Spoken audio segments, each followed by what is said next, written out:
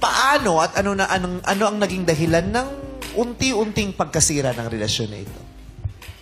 You wanna go first? Sige, ikaw na. Lagi ka naman tama eh.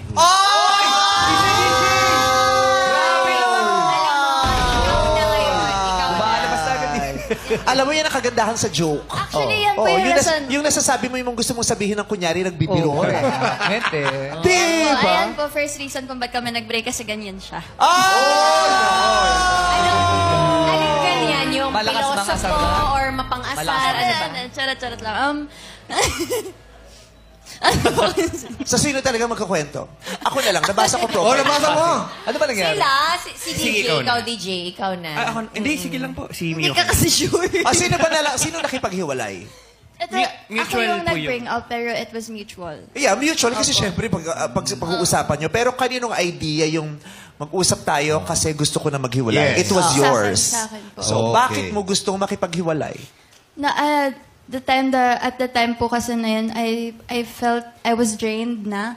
Parang I feel like I was going through so much at a very young age and I carry such burden na I shouldn't. Parang gusto ko lang na normal na relationship. Sa madalis nagtapunong-puno ka na, naubos ka. Opo. Dahil sinasabi mo dahil bata ka pa? Partly, pero hindi yun yung reason talaga. Kasi sabi mo parang ang Patong-patong dami kasi. mong nangyayari at a very young age. Opo, So with feeling mo our kung relationship. medyo may edad ka na, kaya mo yon? With our relationship kasi yung madami nangyayari po.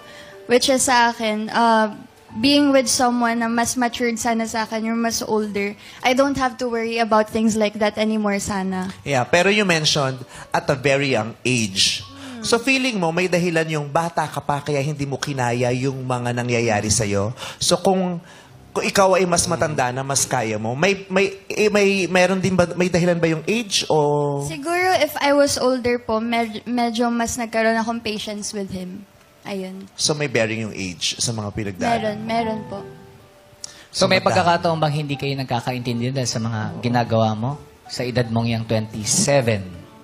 May mga times po na na may mga misunderstanding. Siyempre, yung age gap po, feeling ko, pati yung culture kasi since Gen Z, tapos partly millennial pa.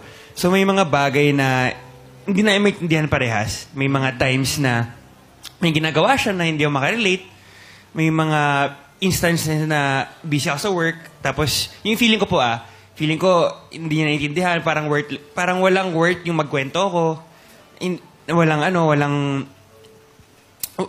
She has a shoulder to cry on, pero parang ako, sige, ako yung mas matured eh. So ako pa yung lalaki sa relationship. So parang for me, since with the age gap as well, na mas kailangan ako yung magdala ng relasyon. What's wrong with it kung ikaw magdadala ng relasyon? Actually, wala naman po. Pero talagang ramdam ko lang na there came a time na feeling ko mag-isa na lang po ako na she will be there. Kasi may times rin po kasi na nasabihan niya ako na hindi naman doon niya mag-gets yung work ko. So pareho na lang kayo, pareho lang kayong hindi na maganda yung nararamdaman. Kasi siya drained. Ikaw din, feeling mo nag-iisa ka lang sa relasyon. Dumating na po sa ganong point, yes. I feel like naramdaman niya na nag-iisa siya kasi I pushed him away. Parang I was then distancing myself na from him kasi na-realize ko na it's not healthy for me anymore. Like patong-patong na po kasi na issues yun.